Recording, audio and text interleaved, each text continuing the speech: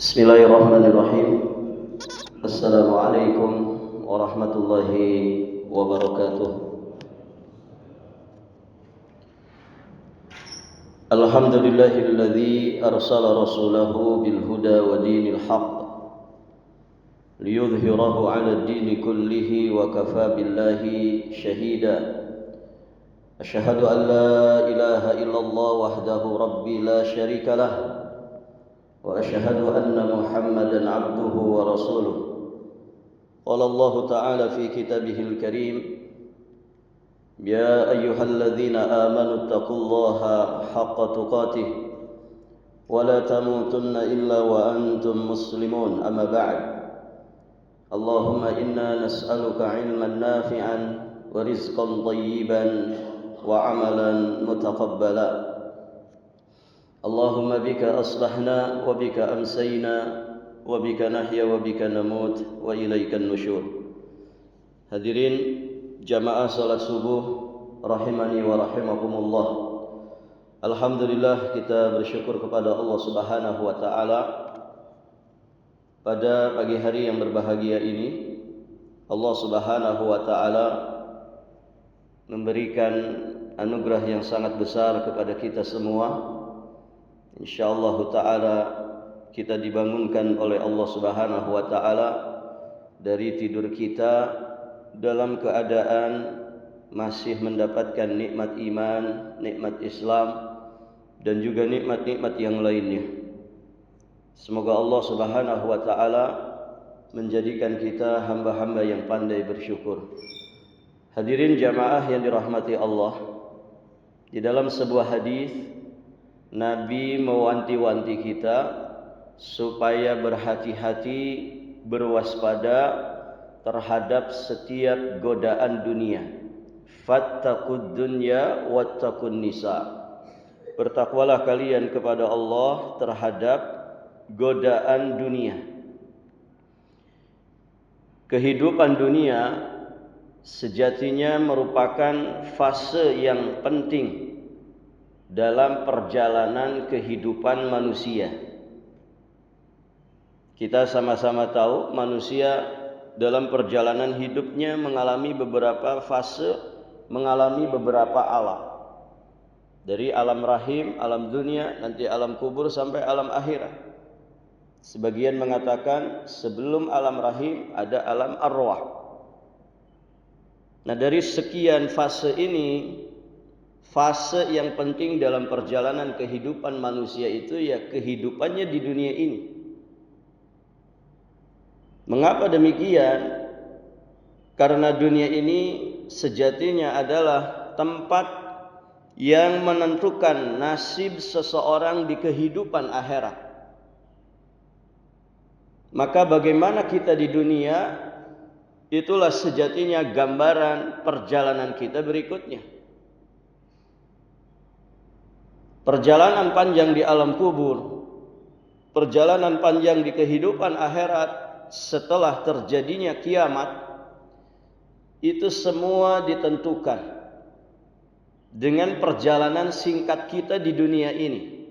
Yang kata Nabi sallallahu alaihi wasallam, a'maru ummati ma baina as-sittina was-sab'ina sana. Umurnya umatku antara 60 sampai 70 tahun saja. Nah, ternyata perjalanan singkat ini perjalanan yang sangat menentukan nasib seseorang di kehidupan akhirat di perjalanan berikutnya. Oleh karenanya sahabat yang mulia Ali bin Abi Thalib radhiyallahu taala anhu, di antara nasihat beliau, wasiat beliau menyampaikan, fa innal yauma amalun wala hisab wa ghadan hisabun wala amal. Sejatinya sekarang ini, pada hari ini, waktu saat kita di dunia, amalun wala hisab, adalah waktu untuk kita beramal tanpa ada hisab. Waktu untuk kita beramal. Semua manusia di dunia ini bergerak, semua manusia di dunia ini beramal, melakukan pekerjaan, melakukan aktivitas, tidak ada hisab. orang yang melakukan kebaikan, ada juga orang yang melakukan keburukan. Semuanya bergerak, semuanya berbuat. Tidak ada hisab. Maka hadirin jamaah yang dirahmati Allah, jangan kaget ketika kemudian ada orang-orang yang melanggar aturan-aturan Allah, melampaui batasan-batasan Allah, keluar dari jalan Allah Subhanahu wa taala yang lurus. Mungkin saja kita dapati keadaan mereka di dunia sepertinya aman-aman saja. Tidak ada masalah yang berarti pada dirinya. Ya, sebagian orang, para jamaah, hari-hari kesibukannya berpindah dari satu dosa ke dosa yang lainnya. Tapi luar biasa dia merasa dengan seperti itu saya semakin sehat.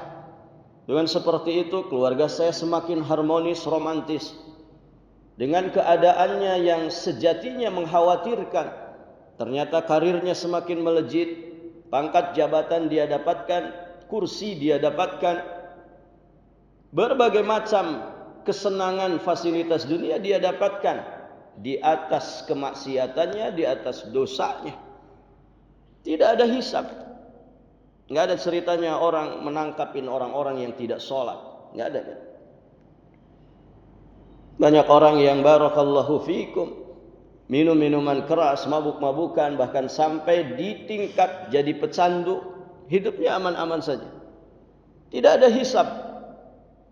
Hadirin jamaah yang dirahmati Allah. Tapi ingat kata sahabat Ali, wa ghadan, esok hari saat kita nanti sudah mati, hisabun wala amal. Yang tersisa hanyalah hisab. Yang tersisa hanyalah perhitungan dan pertanggungjawaban. Tidak ada kesempatan lagi untuk beramal. Yang dulu di dunia meninggalkan kewajiban, dia sudah tidak bisa lagi melaksanakan kewajiban. Yang dulu di dunia bergelimang dengan dosa dan maksiat, tidak bisa lagi dia taubat. Kenapa? Sudah selesai waktunya. Maka inilah yang seharusnya menjadi perhatian. Dunia ini memang singkat. Dunia ini barakallahu fikum bukan kehidupan kita yang sesungguhnya. Namun ternyata dunia yang singkat inilah yang menjadi penentu kita untuk kehidupan yang sesungguhnya setelah mati.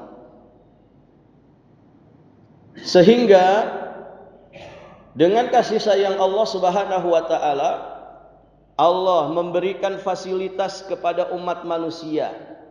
Bagaimana mereka memanfaatkan waktu singkat di dunia yang sangat menentukan perjalanan berikutnya ini. Kasih sayang Allah Subhanahu wa taala Allah berikan fitrah kepada manusia yang mengarahkan kepada kebaikan, kepada nilai-nilai iman, kepada ketauhidan. Allah bekali manusia dengan akal sehat, akal yang jelas dan tegas, sehingga manusia mampu mencerna segala sesuatu. Ditambah lagi hadirin jamaah yang dirahmati Allah, Allah Subhanahu wa taala mengutus para nabi dan rasul, membekali mereka dengan wahyu, memerintahkan mereka untuk mendakwahkan, menyampaikan wahyu ini kepada umat manusia, membimbing mereka supaya jalan mereka tidak salah di dalam memanfaatkan waktu yang singkat di dunia ini. Ini semua bentuk kasih sayang Allah Subhanahu wa taala kepada manusia. Namun hadirin jamaah yang dirahmati Allah, dalam hidup ini memang tidak semua orang yang disayang-sayang itu mereka mau disayang. Dengan kata lain, banyak manusia yang tidak tahu diri. Ya, terkadang dalam hidup ini juga kita mengalami para jamaah. Mungkin sebagian jamaah di sini ada yang sayang kepada seseorang. Sayang kepada salah satu di antara keluarganya. Dikasih bantuan, diperhatikan, difasilitasi kebutuhannya. Ternyata ya di belakang kita dia sejatinya menghancurkan kita.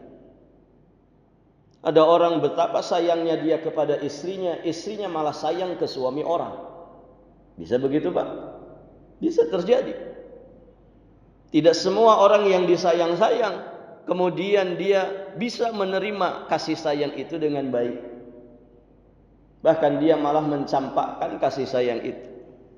Kurang apa kasih sayang Allah kepada manusia? Begitu ya.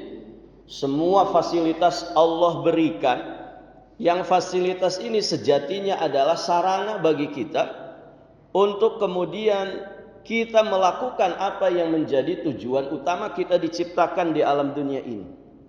Namun semua fasilitas ini sering disia-siakan. Allah kasih kita sehat.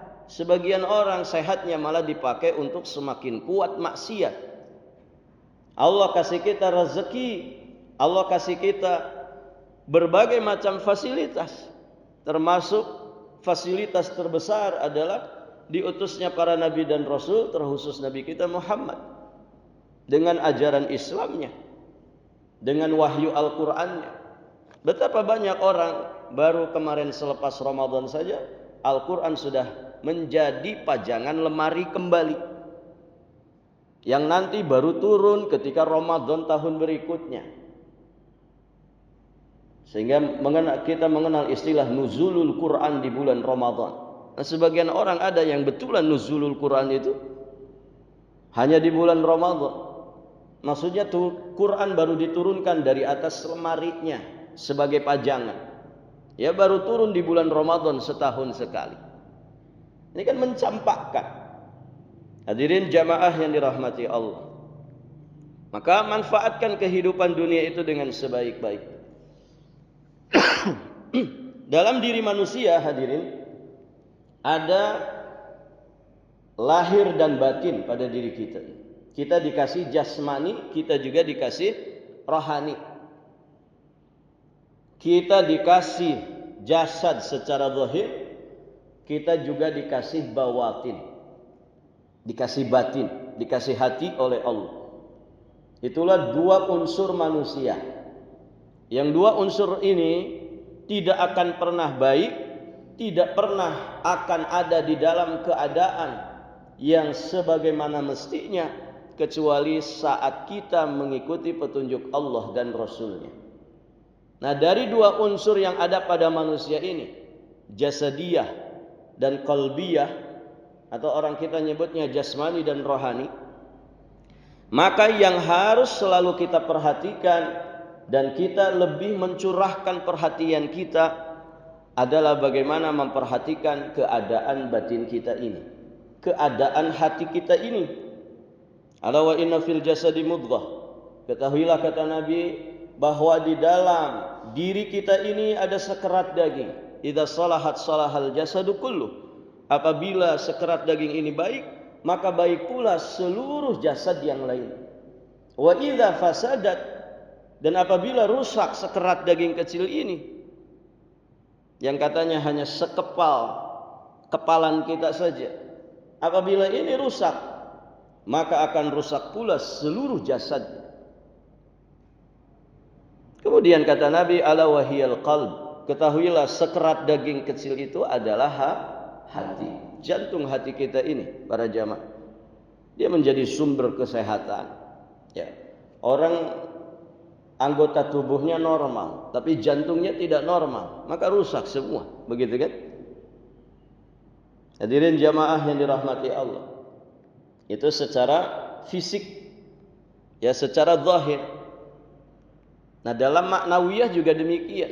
Orang itu kalau hatinya baik, dibimbing dengan wahyu Allah Subhanahu wa taala, diterangi dengan cahaya iman dan amal saleh, maka barakallahu fikum, ya, akan menjadikan matanya, tangannya, kakinya, perut, kemaluannya semua menjadi baik.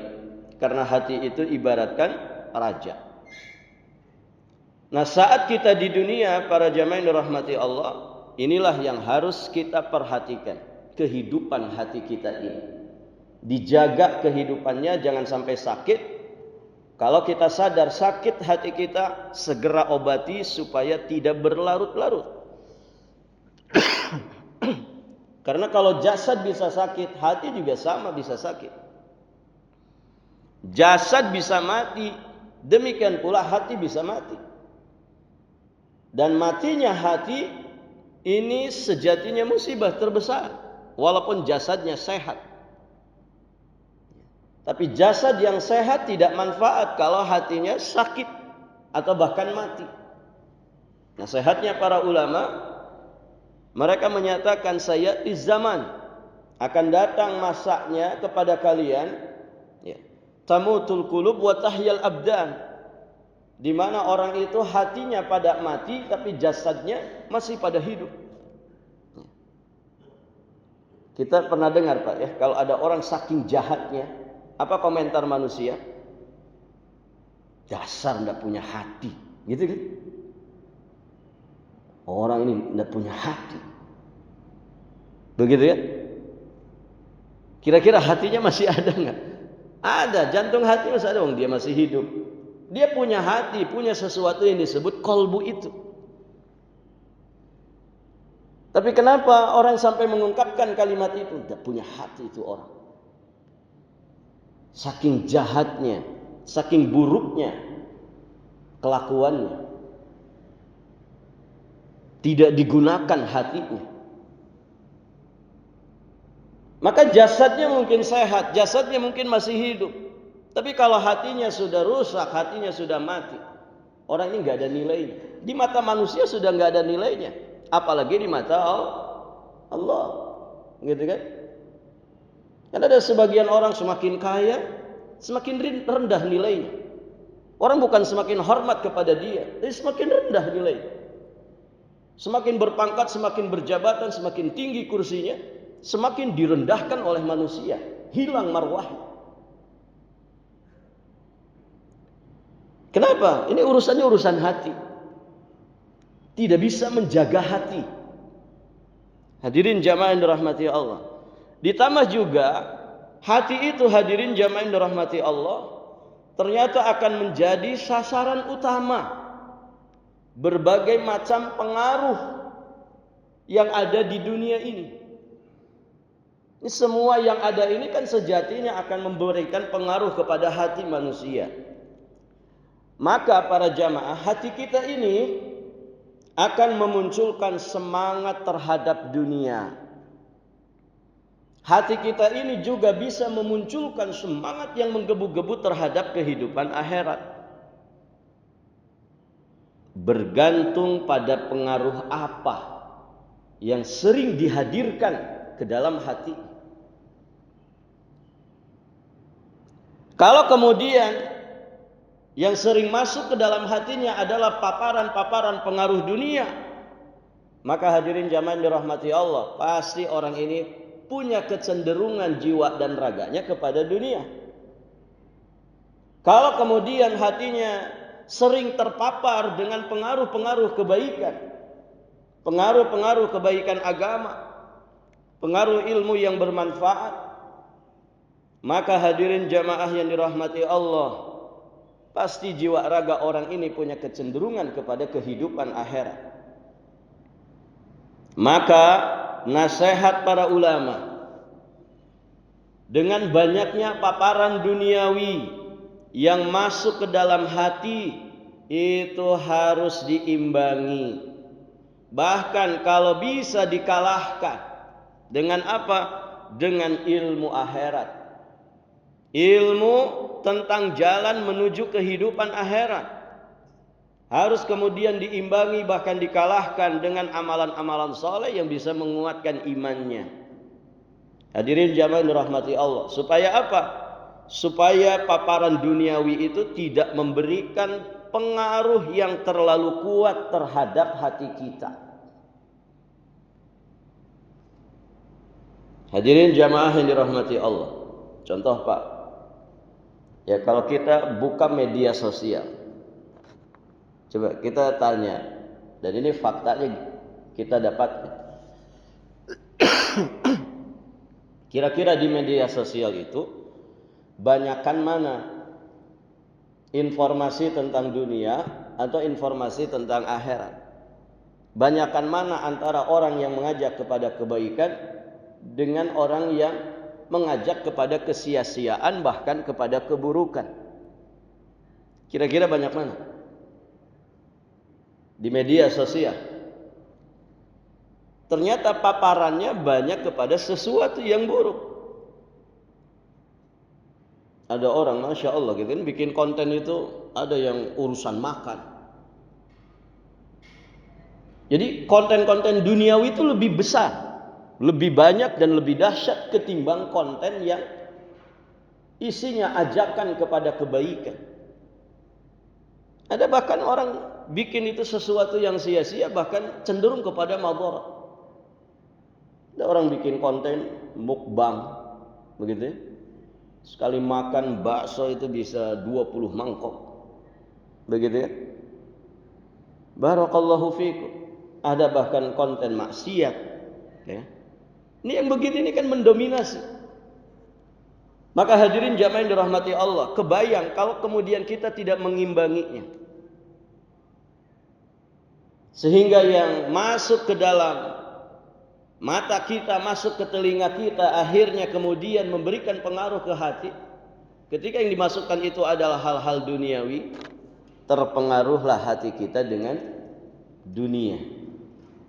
Maka hadirin jamaah yang dirahmati Allah, yang bijak kemudian saat kita membuka media sosial, apa yang kita buka, apa yang kita lihat, apa yang kita dengarkan, imbangi. Kalau tidak seperti itu, hati kita akan kecolongan. Baik, hadirin jamaah yang dirahmati Allah, setidak-tidaknya diimbangi.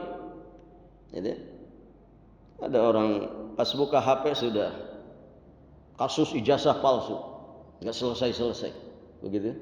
Ayo aja ngeliatin orang berdebat, nggak ada ujungnya. Belum lagi ini, belum lagi itu, luar biasa.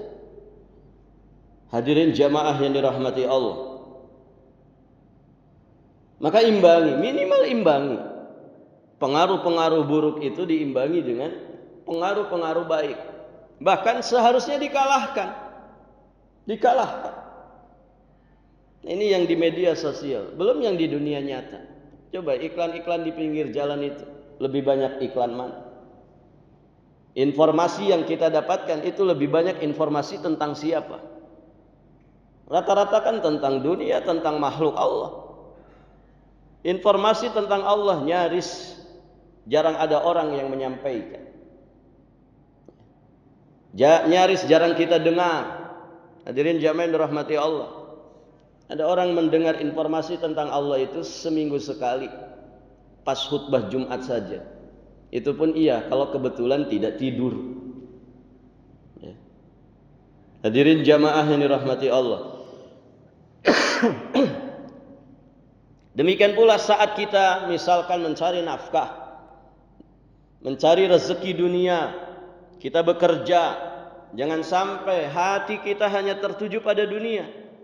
Hadirkan sisi-sisi akhirat dalam setiap aktivitas tersebut. Kenapa? Ini karena orang semua sedang riweuh dengan dunia. Kita jualan di pasar, semua orang cari dunia itu. Mau yang dagang, mau yang jualan, mau yang jadi pembeli, semuanya kan di otaknya dunia semua itu. Yang ini pengen cari untung, ya ini juga pengen cari untung. Maka seorang mukmin dia jaga hatinya, jangan sampai terpapar banyak. Maka dia hadirkan sisi-sisi kebaikan, sisi-sisi akhirat dalam setiap aktivitas pekerjaannya itu. Dia tetap menjaga hatinya untuk niat yang baik saat mencari pekerjaan. Ya. Ada sebagian orang itu kan cari nafkah tujuannya untuk flexing. Tidak peduli dia ngeluarin modal sekian ratus juta, yang penting dapat dulu sesuatu. Nanti sesuatunya disekolahkan di bank untuk balik modal. Pengen apa? Pengen dianggap oleh orang, oleh keluarganya sebagai orang sukses dan lain sebagainya. Nah, kalau seorang muslim tidak seperti itu, dia cari nafkah, memang sedang menunaikan kewajiban menafkahi istri dan anak-anaknya. Dia mencari nafkah ingin membahagiakan orang tuanya. Dia mencari nafkah ingin membahagiakan keluarganya. Dia cari nafkah ingin sedekah supaya punya bekal untuk akhirat. Bahkan ada sebagian orang cari nafkah luar biasa ingin bangun masjid.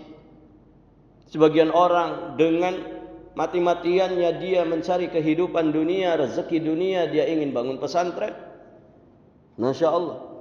Hadirin jamaah yang dirahmati Allah, sesuatu yang akan menjadi amal jariah untuk bekal perjalanan panjangnya menuju Allah Subhanahu wa taala. Jadi jangan jadikan pekerjaan semata-mata sebagai sarana memuaskan keinginan dan syahwat. Nah itu hadirin jamaah yang dirahmati Allah. Inti dari apa yang kita sampaikan ini para jamaah, paparan-paparan duniawi itu harus diimbangi, bahkan kita kalahkan dengan paparan-paparan tentang akhirat. Dalam bentuk apa? Menjaga hati supaya tetap punya niat yang baik dalam setiap aktivitas kehidupan kita. Bagaimana berusaha mengerjakan proyek-proyek kebaikan, dan bagaimana supaya kita mendapatkan paparan-paparan kebaikan tentang akhirat ini. Caranya bagaimana? Ya belajar agama, duduk di majelis ilmu, membaca sesuatu yang menguatkan iman kita, melakukan amal soleh yang akan menguatkan iman kita. Tanpa diimbangi dengan hal-hal ini para jamaah, maka keterikatan hati terhadap dunia akan terus mendominasi, dan itu berbahaya. Berbahaya para jamaah. Di dalam ayat Quran, Pak, ini saking bahayanya paparan dunia. Ternyata kalau ada orang tadinya muslim kemudian murtad dari Islam, Allah sudah menegaskan bahwa tidak ada sebab lain kenapa orang sampai tega menjual imannya untuk kemudian dia murtad menjadi orang kafir. Tidak ada sebab yang lain kecuali karena hubbud dunya. Itu sebab satu-satunya, karena cinta kepada dunia. Kan dahsyat ini. Orang kalau terfitnah dengan dunia itu sampai kemudian dia bisa menjual imannya, sampai murtad. Dan penting diperhatikan, murtad itu Pak bukan hanya pindah agama. Ini sebagian orang, bahkan sebagian yang mengaku muslim, mereka tahunya murtad itu kalau pindah agama. Oh, KTP saya masih Islam kok Ustaz. Saya tidak pernah murtad. Saya tidak pernah pindah agama. Tanya saja Pak RT. Tanya saja orang capil. Bahkan dia tunjukkan nih KTP saya Islam. Para jamaah, namanya murtad itu bukan hanya pindah agama. Orang itu bisa murtad hanya dengan keyakinannya. Orang itu bisa murtad dengan ucapannya. Orang itu bisa sah dikatakan orang murtad karena tingkah laku perbuatannya. Walaupun dia masih ngaku-ngaku sebagai muslim, KTP-nya Islam, bahkan dia berpenampilan muslim.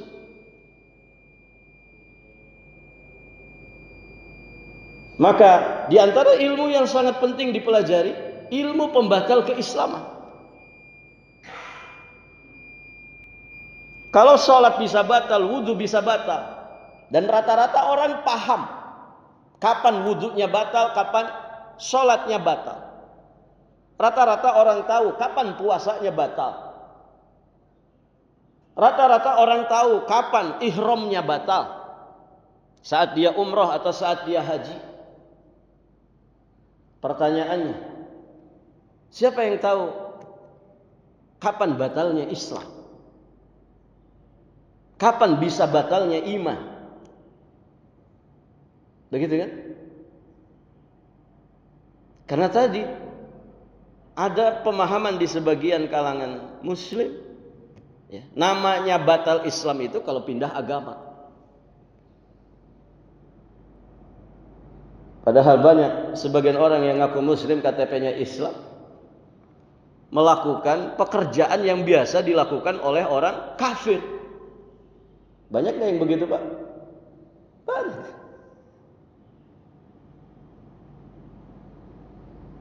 Sebagian ulama menyatakan tidak sholat itu bisa membatalkan iman. Karena perbedaan antara mukmin dan kafir adalah salat. Begitu kan kata Nabi. Al-ahdul ladzi bainana wa bainahum as-salah. Faman tarakaha faqad kafar.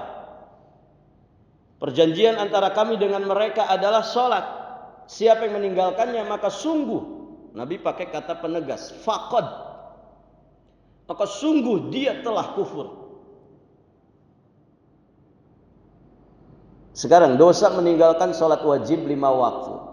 Kira-kira dianggap biasa atau dianggap besar? Dianggap biasa, Pak.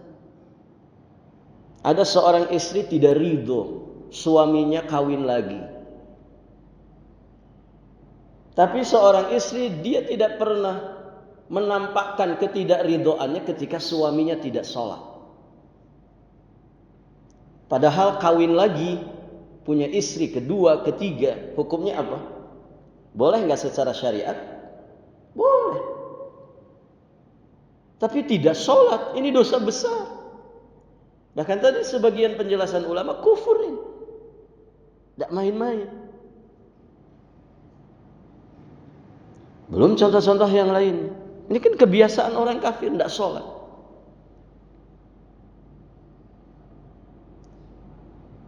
Maka hadirin jamaah yang dirahmati Allah, kenapa orang bisa murtad dengan ucapannya? Kenapa orang bisa batal imannya dengan keyakinan hatinya? Kenapa orang kemudian bisa lepas Islam pada dirinya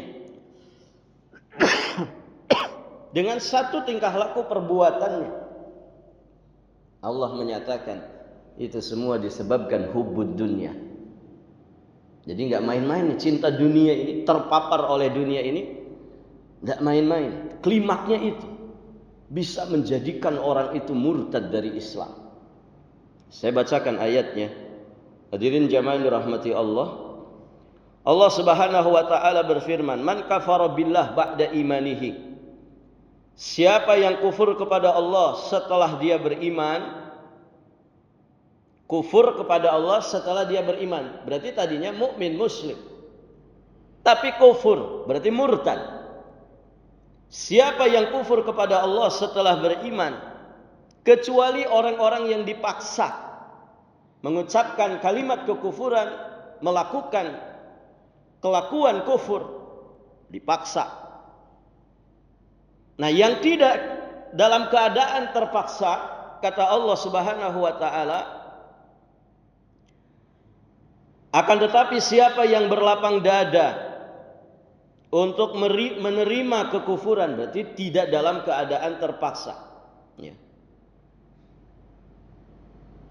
Siapa yang kufur kepada Allah setelah dia beriman, kecuali orang yang dipaksa, sedangkan hatinya tetap tenang dengan keimanannya, akan tetapi siapa yang berlapang dada untuk menerima kekufuran, maka fa'alaihim ghadab, niscaya kemurkaan Allah menimpanya, walahum adzabun azim, dan bagi mereka ada azab yang besar.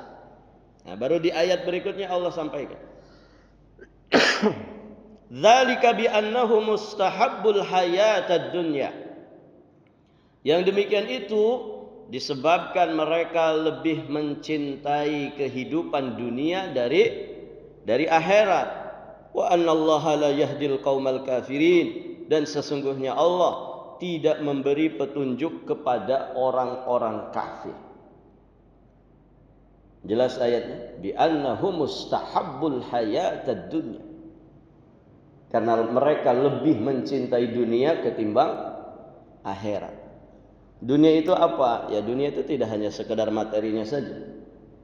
Ya, harta, pangkat, jabatan, kedudukan, termasuk wanita, termasuk gemerlapnya dunia. Orang kan senang dengan gemerlap dunia, para jamaah. Bagaimana saya bisa jalan-jalan ke Eropa, bagaimana saya bisa jalan-jalan ke luar negeri, begitu kan? Oh, harus punya duit. Bagaimana saya caranya bisa punya duit? Oh, harus begini, harus begini. Ya, sebagian orang barakallahu fikum menempuh jalur pesugihan kah, begitu kan? Nasallallahu as-salamata wal afiyah. Demi apa?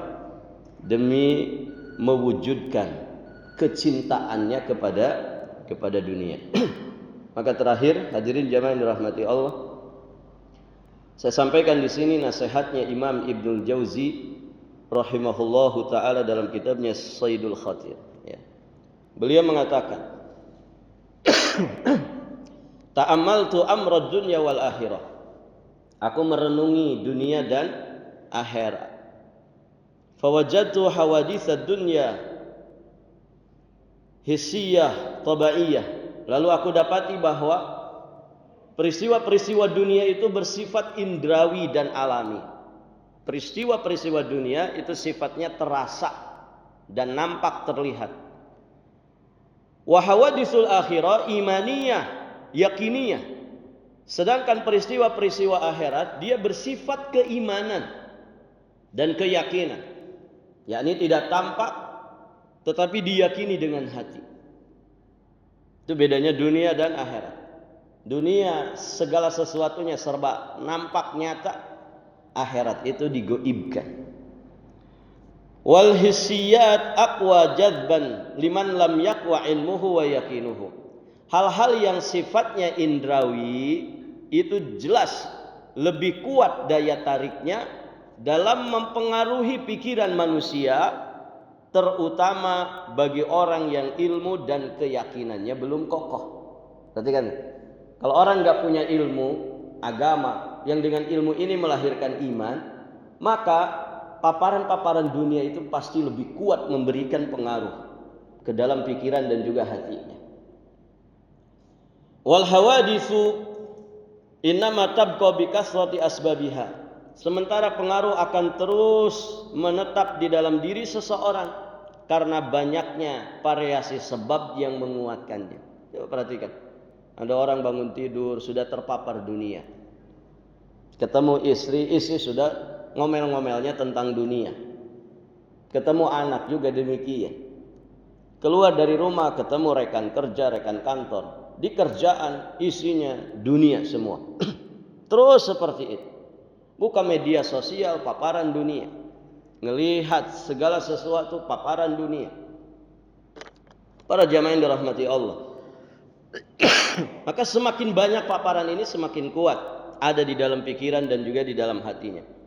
Maka beliau sampaikan, ya di antara paparan-paparan dunia itu mukhalatatun nas, ya, banyaknya bergaul dengan manusia, wa ru'yatul mustahsanat, melihat indahnya duniawi, kemudian wa ta'arrud bil maldzuzat, terpapar berbagai macam kenikmatan, yuqawwi hawaditsal his, semua itu akan memperkuat dominasi hal-hal yang sifatnya indrawi. Banyak ketemu orang, tidak ada yang dibicarakan kecuali tentang dunia. Segala sesuatu ya yang kita saksikan, kelezatan, kenikmatan dunia, ya. Ini semakin kuat pengaruh-pengaruh dunia itu. Kemudian di sini poinnya. Wal uzlah wal fikr wan nazar fil ilmi yuqawwi hawaditsal akhirah. Sebaliknya, kita beruzlah. Uzlah itu menyendiri, berfikir, merenungi, menekuni ilmu agama. Ini akan menguatkan kesadaran tentang akhirat. Oh, kalau gitu saya ke goa saja Ustaz, ke gunung saja sudah. Mau semedi, bukan itu Pak. Kita diajarin uzlah sama Nabi. Kalau sebelum Nabi diangkat jadi Rasul kan di Gua Hira, iya. Nabi senang menyendiri. Itu Gua Hira itu kan view-nya langsung kota Mekah. Di situ beliau tahannus, beribadah. Di situ beliau tafakur, tazakur, merenungi hakikat kehidupan. Itu sebelum diangkat jadi Nabi dan Rasul. Setelah diutus jadi Nabi dan Rasul, kebiasaan baik Nabi ini tetap ada. Modelnya apa? Modelnya adalah iktikaf. Iktikaf. Nabi juga mengajari bagaimana kita muhasabah sebelum tidur, muhasabah setelah bangun tidur, muhasabah di sepertiga malam terakhir, termasuk iktikaf. Ya. Dan iktikaf itu bisa kapan saja, tidak hanya di bulan Ramadan. Bahkan bisa hanya sesaat saja antara Maghrib dan Isya Bapak nggak keluar dari masjid niat iktikaf, dapat nggak pahalanya Pak? Dapat pahala iktikaf. Saya kalau hari Senin subuh suka ada kajian. Saya niat itikaf Ustaz setelah sholat subuh sampai syuruk. Dapat gak pahalanya? Dapat. Dan tidak mesti di bulan Ramadan. Ya. Kemudian banyak berfikir, banyak bertadzakur, menguatkan keilmuan. Ini akan menguatkan kesadaran tentang akhirat. Hal yang tampak jelas dalam pengalaman yang nyata, bi annal insan idza kharaja yamshi fil aswaq wa yubsir zinata dunya thumma dakhala ila al maqabir fatafakkar wa raqqa qalbu. Perhatikan. Ada kenyataan yang sama-sama bisa kita saksikan, sama-sama bisa kita rasakan. Bagaimana ketika seseorang berjalan di pasar, apalagi pasar modern seperti sekarang, mall, begitu kan? Dia menyaksikan gemerlapnya dunia. Bisa nggak terpapar, terpengaruh? Bisa. Oh, ngelihat barang-barang antik, melihat parfum yang 100 milinya jutaan rupiah, melihat jam tangan yang harga puluhan juta bahkan ratusan juta. Itu kan adanya di pasar-pasar modern, gitu ya. Terpapar kita dengan gemerlap dunia. Tapi coba bedakan saat kita dakhala ilal maqabir, masuk ke kuburan. Beda nggak Pak? Beda nggak rasanya? Beda nggak pengaruhnya? Atau ngikutin proses penyelenggaraan jenazah sampai ke kuburan, sampai dikuburkan saudara kita ini? Beda nggak kira-kira suasananya, auranya, pengaruhnya? Jelas berbeda. Perhatikan ya, bagaimana paparan-paparan yang ada di sekitar itu bisa mempengaruhi hati. Insya Allah lah, serusak-rusaknya hati orang, kalau masuk kuburan itu ya terenyuh juga kan begitu. Ya Allah, teman saya padahal masih muda, masih kuat, tidak kurang apapun, baru diangkat jadi dirut, ya, dia baru jadi CEO, ternyata sekarang di bawah tanah. Terenyuh ini. Ada sesuatu yang mempengaruhi hatinya, dan itu pengaruh baik. Jadinya orang itu ingat mati. Dan begitu. Ini dua hal yang berbeda para jamaah. Maka berarti apa yang ada di kita, di sekitar kita ini memberikan pengaruh. Paparan-paparan yang ada di sekitar ini sangat memberikan pengaruh. Fa'alaika bil uzlah. Kata Imam Ibnul Jauzi, oleh karena itu tempuhlah jalan untuk beruzlah. Perbanyaklah zikir, wan nadhar fil ilmi, dan tekunilah ilmu-ilmu syar'i. Fa innal uzlata himyah, sebab beruzlah menyendiri untuk ibadah kepada Allah itu sejatinya bentuk perlindungan. Wal fikru wal ilmu adwiyah, sedangkan berfikir dan berilmu maka itu sejatinya adalah obat. Nah itu para jamaah yang dirahmati Allah. Namun kata beliau, obat itu tidak manfaat jika tercampur dengan hal-hal yang merusaknya. Sementara itu dalam dirimu telah tercampur berbagai macam pengaruh dari pergaulan dengan manusia dan kekacauan di dalam amal. Maka tidak ada obat bagimu selain apa yang aku sebutkan tadi. Yang tadi ya, ilmu, fikir itu obat. Sedangkan bergaul dengan manusia, ya, itu bisa menjadi perusak dari obat ini. Maka berarti solusinya uzlah. Solusinya uzlah. Ya, terlebih di zaman fitnah seperti ini para jamaah.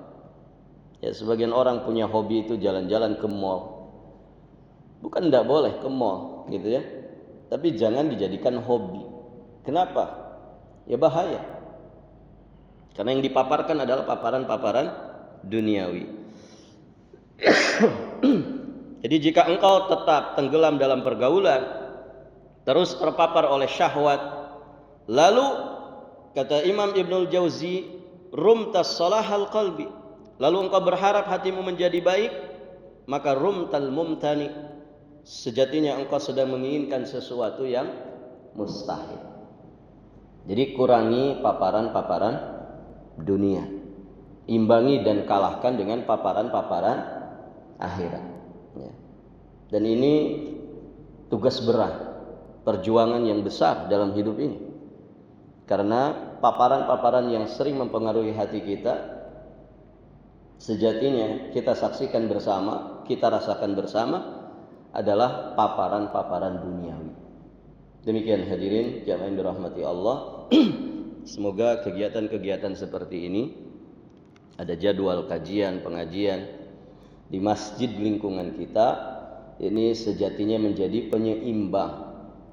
Bahkan mudah-mudahan apa yang kita lakukan dari kebaikan seperti ini mengalahkan dominasi pengaruh-pengaruh syahwat dunia yang bisa melalaikan, bahkan bisa melupakan kita terhadap kehidupan akhirat untuk selanjutnya membinasakan kita.